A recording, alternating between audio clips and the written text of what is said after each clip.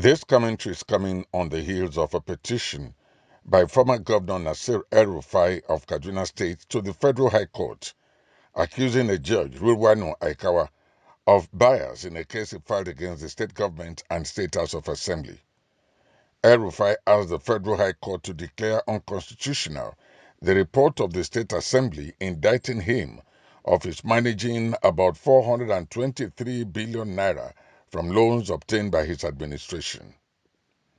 The immediate past chairman of Christian Association of Nigeria, CAN, Kaduna State Chapter, Reverend Dr. John Joseph Hayab, has called on Kaduna citizens to unite and insist that justice is done over revelations of alleged money laundering and squandering of public funds against the immediate past governor, Nasir El-Rufai, and his appointees.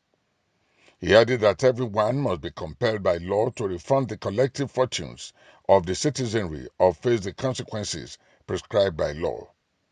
Hayab stated this in a write-up titled, "When the Lion Eats the Forbidden Meat," which reflects on the report of Kaduna State House of Assembly's ad hoc committee, which investigated the loans collected by the El-Rufai administration.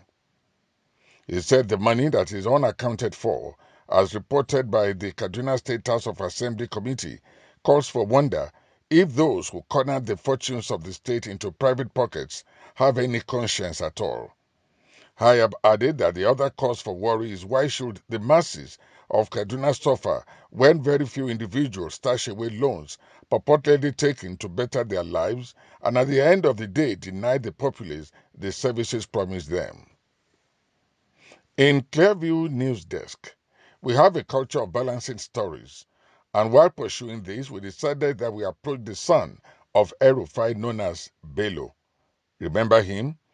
He is a member representing Kaduna North Federal Constituency in the House of Representatives, who declared that Nigeria lost an effective administrator in his father, former Kaduna Governor Nasir El-Rufai, after the Senate rejected his appointment as minister. Bello said it took his pleas and those of other family members for his father to accept the ministerial nomination from President Bola Tinubu in the first instance. So, we have decided not to use him to balance our story on alleged mismanagement of about 423 billion naira by his father, and we therefore took a U-turn as he was busy attacking the Kaduna State House of Assembly. This attack led to the Speaker, Yusuf Liman, cautioning him, Bello, against intimidating the Assembly regarding its investigation into his father's 8-year tenure. A statement released by Liman's spokesman, Suraj Bamali, revealed that Bello El-Rufai, a member of the House of Representatives, made provocative remarks about the lawmakers on social media, of course, which he later deleted, and sent the Speaker disrespectful messages via WhatsApp. Liman affirmed that such intimidation wouldn't deter the Assembly from ensuring justice and accountability, as he reiterated the Assembly's commitment to its oversight role and upholding the rule of law in Kaduna State. The actions of Bello El-Rufai were described as erratic and unruly. The screenshots of these tweets and messages have been widely circulated, causing concern among the citizens of Kaduna State. Well, it is disheartening that a federal lawmaker entrusted with representing the people will resort to such behavior, attempting to obstruct the lawful functions of the State Assembly. So we, at Clearview, are disturbed that the so-called tough posture the former governor displayed with an air of know-it-all could be associated with the typical way lions in the jungle behave, chasing away other animals only to eat all accrued meat alone. Besides, the sad development tells a lot about the damage praise singing can cause society, whether at the federal, state, or local level. What is more worrying is that many talented and industrious, young, educated persons who should be in the front calling on leaders to be accountable now seem dedicated to praise singing, trying to paint individuals in leadership positions with little or no integrity to look angelic for a pot of soup at the expense of generations unborn.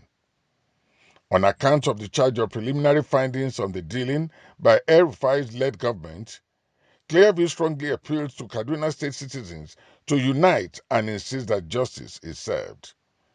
Anyone who fails to account for the collective fortunes of the citizenry should be compelled by law to refund the funds sidetracked or face the consequences prescribed by law. When people engage in divisive action to cover up for the evil they do, it is godly people who should come out publicly and unite to condemn and resist such a move. In the words of the immediate past chairman of Christian Association of Nigeria, CAN, Kaduna State Chapter, Reverend Dr. John Joseph Hayab, our children and future generations will not forgive us if we keep quiet and allow evil like the revelation coming from the investigations by the Kaduna State House of Assembly to go with impunity. Accordingly, he commended the State Assembly members for showing courage to come out strongly united to call wrong by its name, irrespective of who is involved, adding that the support and prayers of the good people of Nigeria, most especially Kaduna, should not stop until every deceit is exposed. Nasir El-Rufai was once the no-nonsense minister of the Federal Capital Territory, FCT, and former governor of Kaduna State, who stood for integrity and high moral standards. All through his 8 years in office, El-Rufai displayed zero tolerance for corruption.